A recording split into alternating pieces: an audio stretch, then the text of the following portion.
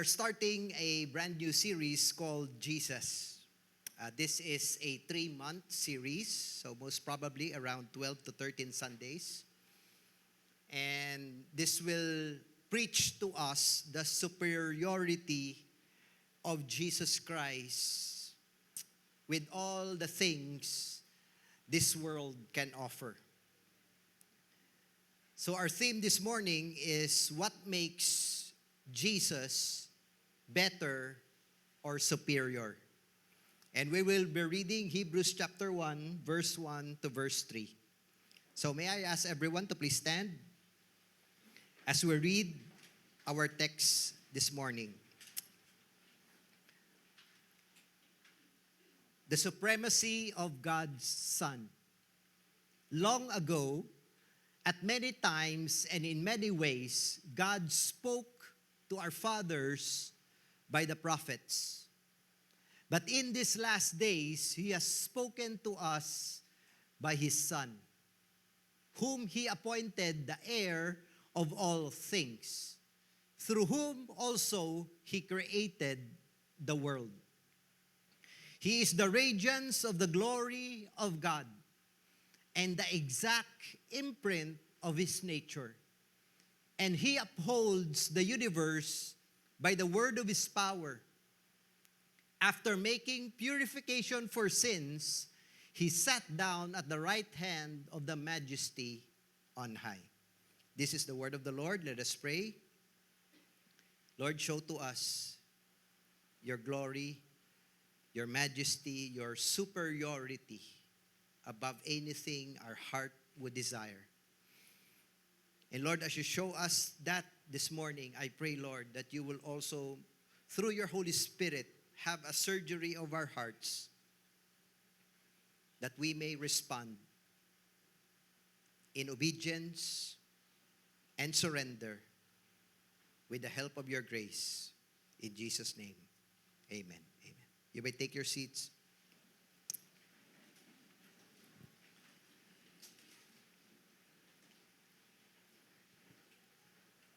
Forbes Magazine International did a survey. And although this is a Western survey, I still believe it has a lot of resemblance in our culture as Filipinos. The key question for the survey was this: if you could say in one word what you want more of in life, what would that be? So I guess I'm asking you now, and it would be good to reflect on it inside of you. One word. What do you want more of in life? Now, the answers were many. I'll trim it down to the top 4. And I will start with number 4. And see if your answer resembles to the survey. If there is one word that I want more of in life, number 4 answer, peace. We all long for peace. Peace from the noise. Peace from conflict. Peace from life's pressure. Peace from pain and unrealistic responsibilities. But the problem with this pursuit is peace, in reality, will never just fall into our laps. The world we live in is too chaotic. The world we live in is too broken, too corrupt. And so, the desire and the pursuit for peace in this life will always be elusive. Number 3 answer. If there is one word that I want more of in life, that will be freedom. Unfortunately, for some people, they thought freedom is all about doing what you love anytime, anywhere. But that is not the freedom that the Bible is talking about. And the truth is, we will always be attached to something or someone. Truth is, we care about what other people say about us. And if you say you don't care, still the opinion of others affects us. Also, some of us find it hard to let go of our past. Which means to say, the problem with the pursuit of freedom, it is also far-fetched. Top 2 answers, and they are pretty obvious regardless of culture. Number 2, if there's one word I want more of in life, it's money.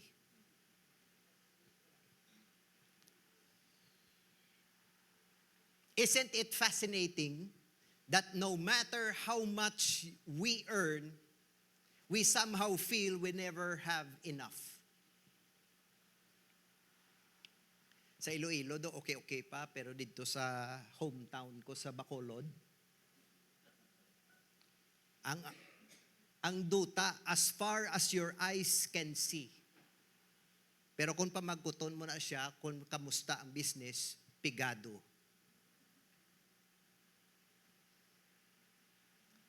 It was Solomon who said in Ecclesiastes 5 verse 10, whoever loves money will never have enough. Whoever loves wealth is never satisfied with their income. And so he concludes, this too is meaningless. Top answer, and pretty obvious. If there's one word that I want more of in life, that will be happiness. But there's a concern. When you talk about happiness, if you notice, it is always short-lived. You may be happy now, the next day or this afternoon, when a bad news comes into your heart, you will be sad. So the pursuit of happiness is something, again, so elusive because happiness is temporary. This is why Hebrews was written to a church that was facing external pressures to conform their values and pursuits of life to their own surrounding culture. Pursuit like religious compliance, because Judaism was the primary religion. Pursuit for prestige, like that of religious leaders. Pursuit of social standing, because the more you know, the more you're intellectual, the more status you have in society. All of these are happening at the same time while the church was being persecuted. So these pressures were eroding the steadfastness of the church. And now they are questioning, is it still worth holding on to our faith in Christ? And so the writer of Hebrews would reason with the Jews in this church, because this was written to Jews. That's why the title is Hebrews. And he was reasoning with them and presents Jesus Christ as far superior, a better choice than anything this world can offer. So let's dive into this. As we start in chapter 1, please follow along with me. The supremacy of God's Son. Long ago, at many times and in many ways, God spoke. So the writer of Hebrews starts with God spoke, which means to say the starting point of everything is God. And if God from the very beginning already existed, if there was no word uttered or declared, there can be no creation.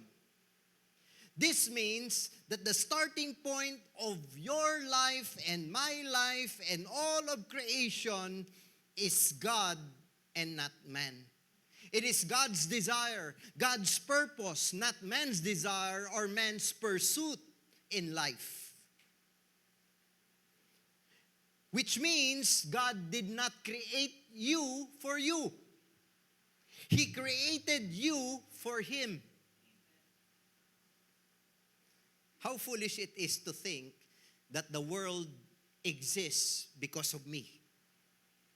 That the world is here to provide for me, to give me achievement and happiness and a better income and freedom and peace. What the Hebrew is trying to portray, the center of the universe is God and not man.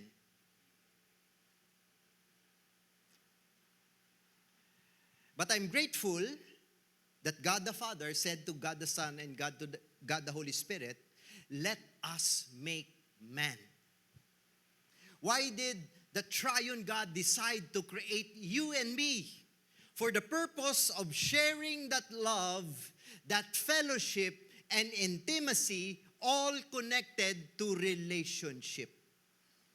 So you and I were created for a relationship with this God.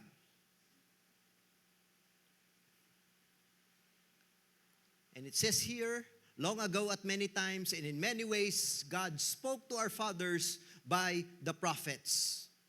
So if you look at the Old Testament, God would speak through parables. He would speak through historical narrative. He would speak to prophetic utterances. He would speak for dramatic presentation, from Psalms to Proverbs. This is God's way of speaking many times and in many ways, because this God wants to reveal Himself towards His creation.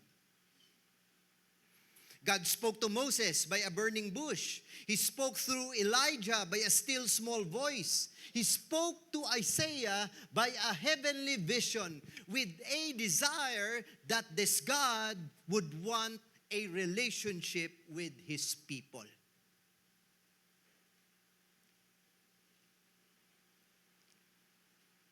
But notice how the writer would transition when he is going to speak about this God in our time. Verse 2 says, but in these last days, He has spoken to us by His Son. So sa Old Testament, through the prophets, now we are in the New Covenant, He spoke to us through His Son. And His Son is represented through the Word.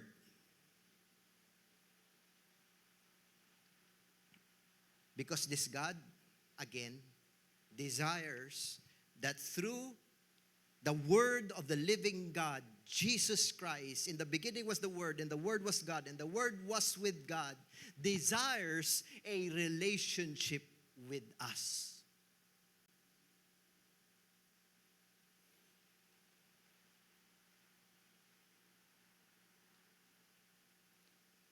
So the writer gives importance, value, and priority to the Son. That's why during Jesus' baptism, a voice came out of the cloud saying, "This is my beloved Son, my chosen one. Listen to Him." And Jesus would say, "But the Helper, the Holy Spirit, whom the Father will send in my name, He will teach you all things and bring to your remembrance all that I have said to you."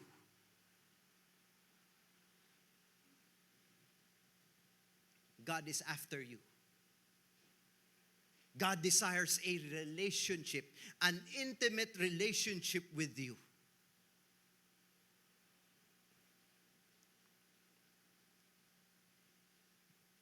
And this is also the reason why when we reject that invitation, we get confused in life. This is also the reason why when we are not desiring this relationship, we are also ignorant of His will. This is also the reason why there are many factories of idols in our hearts. It's because we fail to desire a relationship with this God. Which begs a question, whose voice are you listening to? Whose words do you meditate day and night? Why did Adam and Eve fell in the garden? It's not because they ate from the forbidden fruit. The sin started when they listened to the wrong voice, which resulted into distrust in God.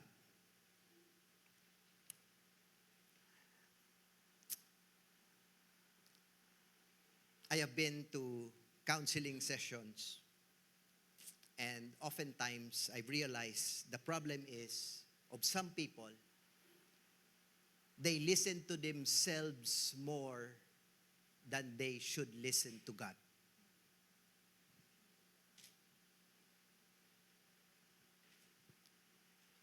I've also realized within me, and the way I'm wired, and if you ask me, Pastor, anong imo wiring? Fallen nature. That much of my self-talk, especially in the morning, will always be negative. And if you take an inventory of your life and your own self-talk, I wonder how many of those self-talk are encouraging. How many of those self-talk are some things that could go wrong in your life? How many of those self-talk are about what other people think about you?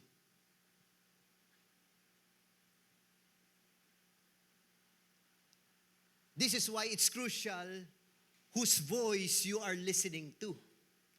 Martin Lloyd-Jones, in his book Spiritual Depression, said this: have you realized that most of our unhappiness in life is due to the fact that we are listening to ourselves instead of talking to ourselves?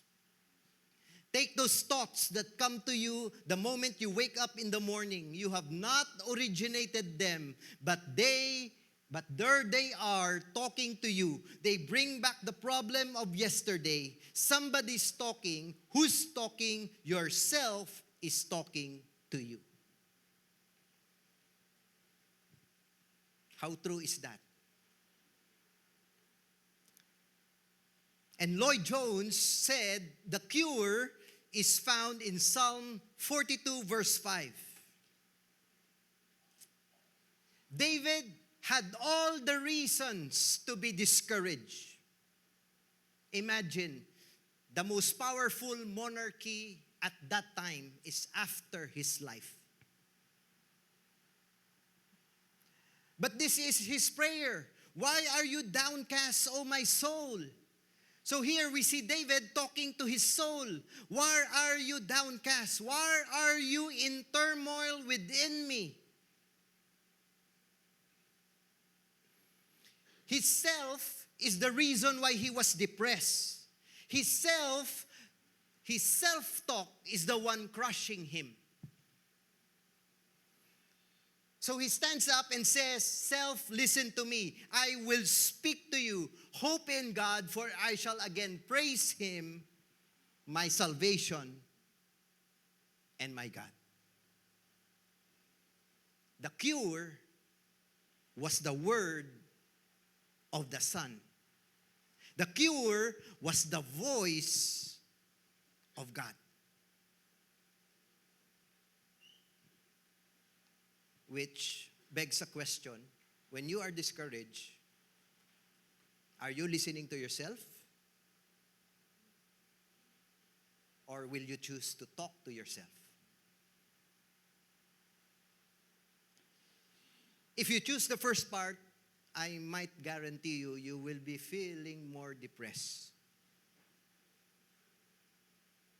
Why gid magapalangga sa imo? Hindi ka nila love. Why ka da ginasapak sa church? Wala why may like sa post mo? Single ka man gyapon. But when you talk to yourself, the word of the Son of God,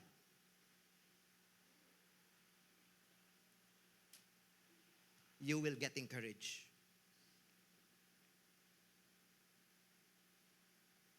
Pastor, why listen to the Son? Why would I choose Jesus? Hindi pwede Jesus and career? 50-50? Pwede ayahan Jesus kag business? Pwede ayahan Jesus kag 2 houses and 3 cars? The writer will explain to us why only Jesus. Because actually, when you have Jesus, it's not a guarantee everything else will be given to you. Ang tanan nga nimo nga wants, but I guarantee you all your needs will be met. So why Jesus? But in these last days, He has spoken to us by His Son, whom He appointed the heir of all things.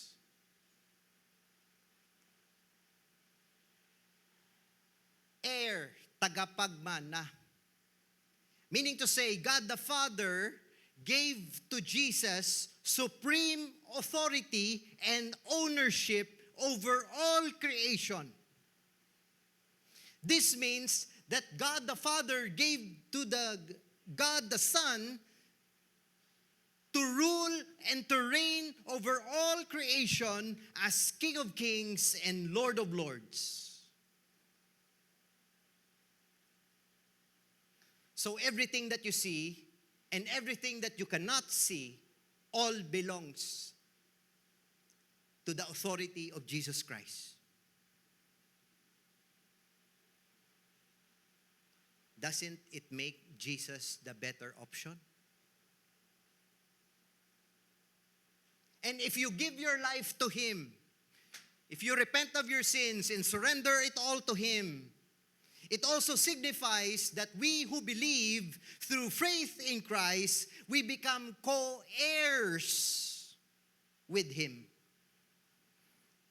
Galatians chapter 4 verse 7, so you are no longer a slave, but a son. And since you are a son, you are also now an heir through God. Ephesians chapter 3 verse 6, it says here, this mystery is that through the gospel, the Gentiles, which represents the Ilonggos, are fellow heirs, fellow members of the body, and fellow partakers of the promise in Christ Jesus.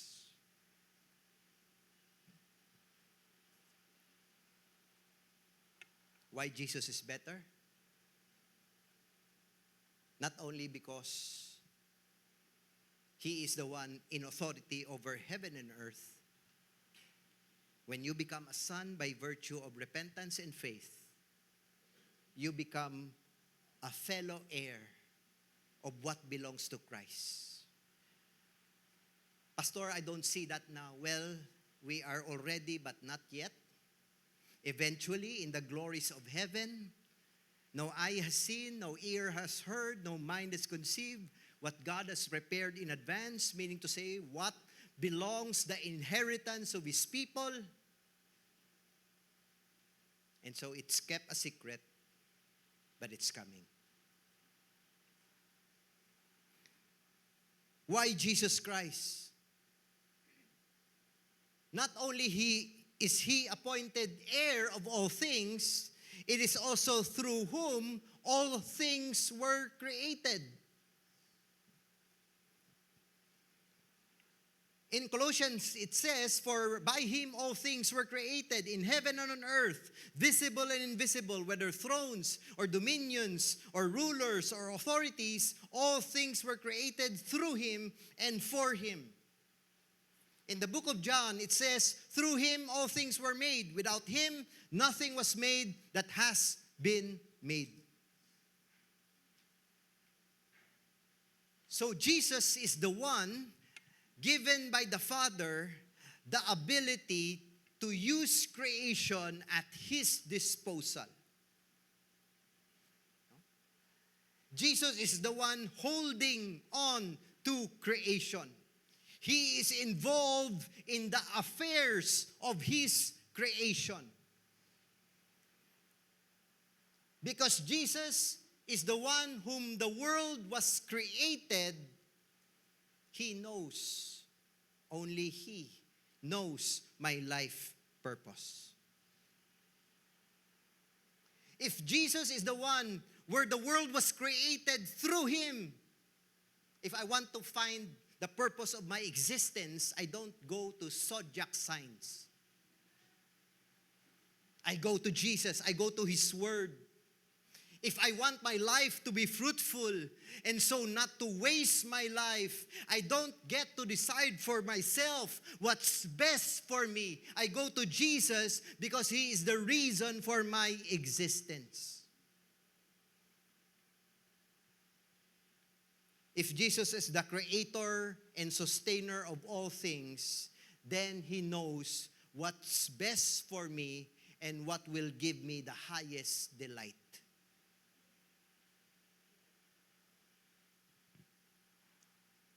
Why Jesus is better?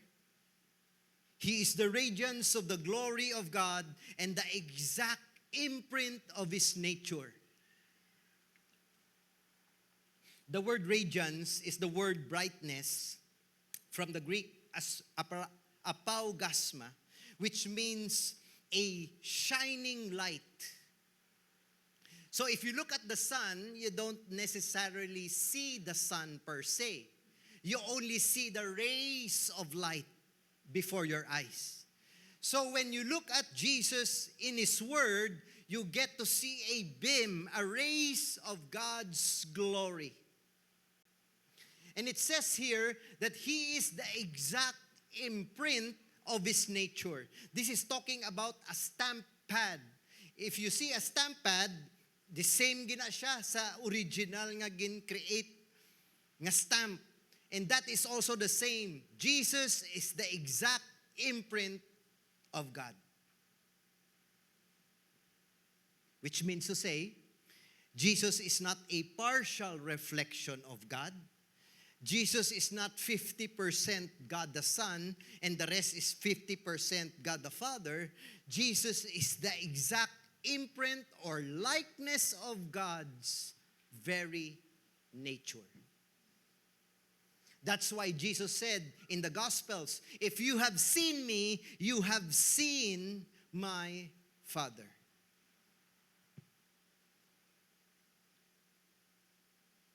And do you know the implications of this?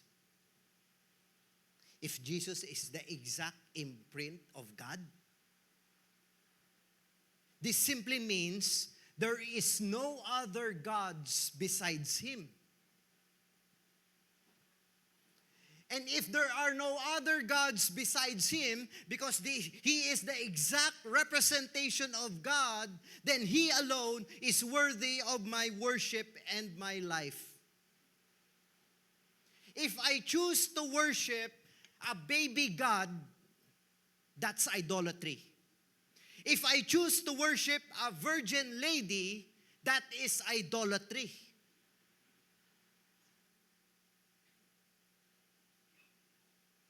If I offer prayer or prayers to someone just because they have the title saint,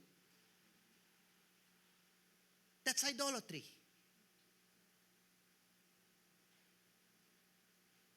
If Jesus alone is the radiance of God and the exact imprint of his nature, then he alone is God and he alone deserves my worship, prayer, adoration, veneration, and all the glory and all the majesty belongs to Him.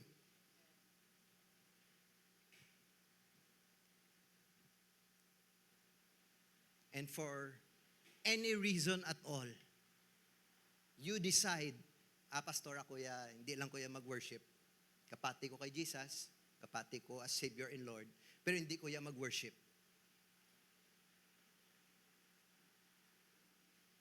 If you withhold worship to this one true God, you have just elevated your name above His.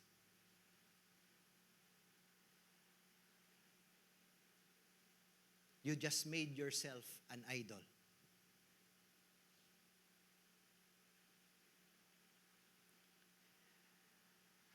Hindi gyapon convinced? Why Jesus? He upholds the universe by the word of His power. Nakita niyo na ang figurine nga atlas. Inang ginaamuyan na ang earth kuno. Here, the word upholding is not just trying to maintain, but it talks about actively sustaining the world. And if you look at the life of Jesus and His ministry when He was here on earth, He demonstrated the power of His word. He could heal by just one word. He could forgive with just one word. He casts out demons with one word. He calms nature's fury by one word. And all of the expression of His power through and maybe at times one word. Jesus is better because He can provide better for me than I can for myself. Jesus is better because one word from His scriptures would saturate my being, and I would encounter His miracle. He upholds the universe by the word of His power. Yes, I may have a life insurance, but my security is in Him.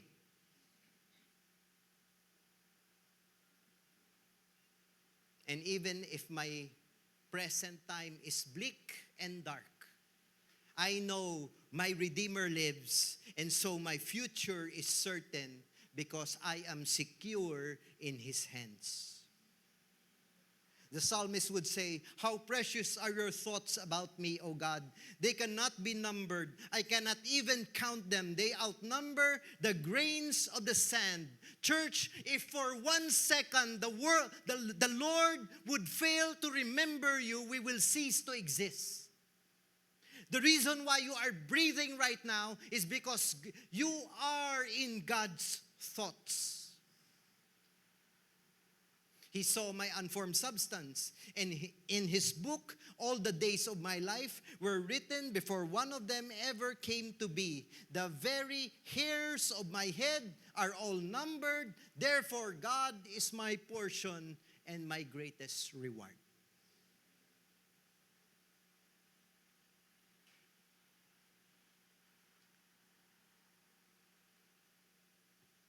Di pagid convinced, ginahapon ako.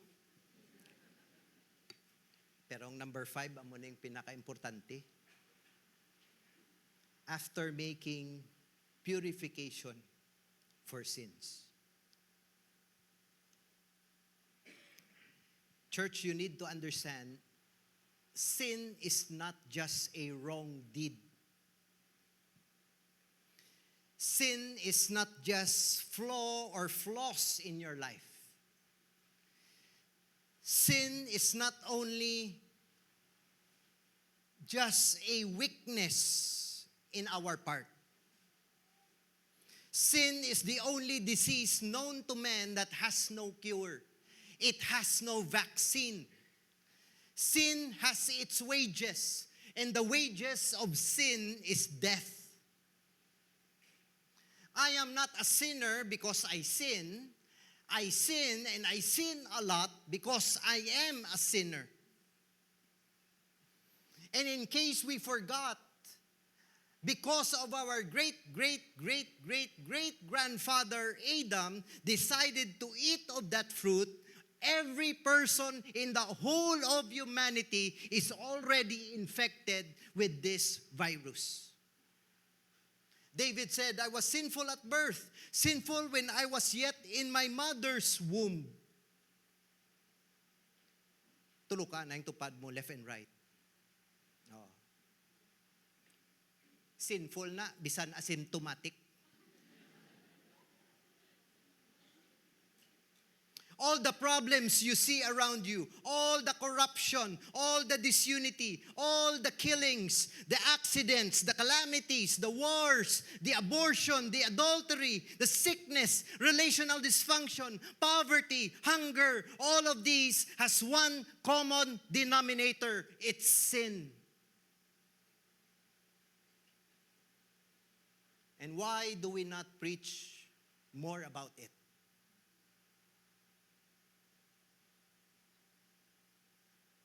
Maybe because we don't want to offend people, but we are actually running away from the very solution.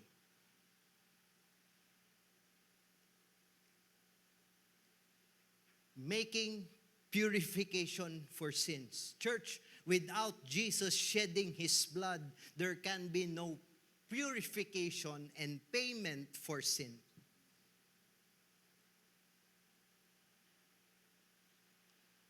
Who died in the cross while we were yet sinners?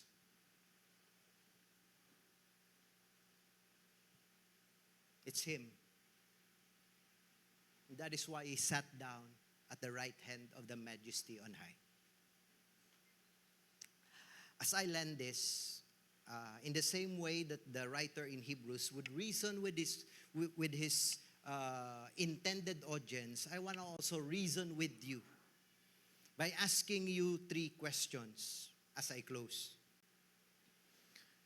Question number 1, who else do you know has all these credentials?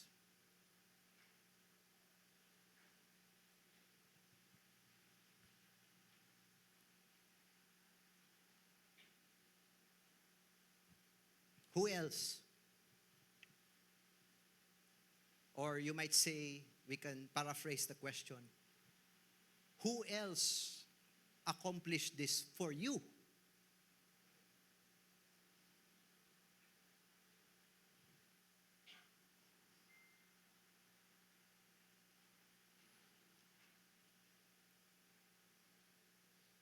If not Jesus, who else is better?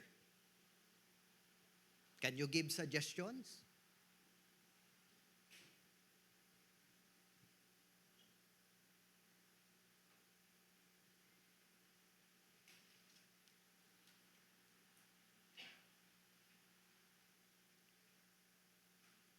Can you think of someone or something in heaven and on earth that comes close to Him? Para man lang makumpare tatani, if may ara.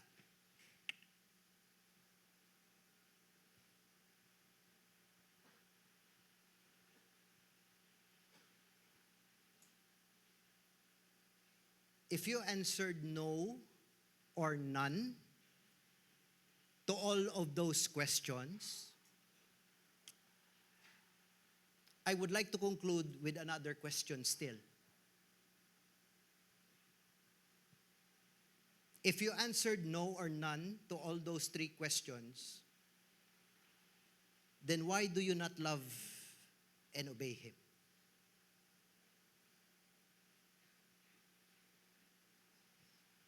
Why?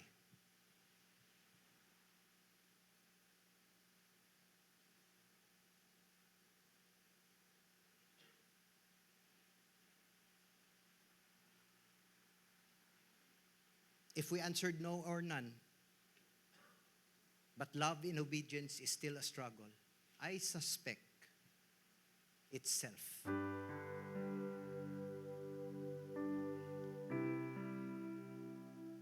I am my worst and greatest enemy.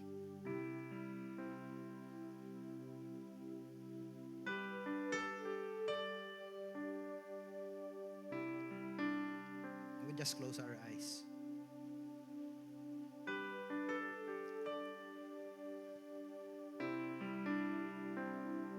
Lord, nakatinga lagi kami, Lord, nga do kabudlay kagidyap lang kaon.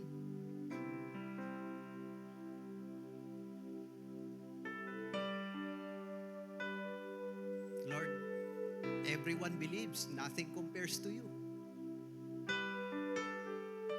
Everyone agrees you are the best. In fact, 99% would say, Lord, we choose you.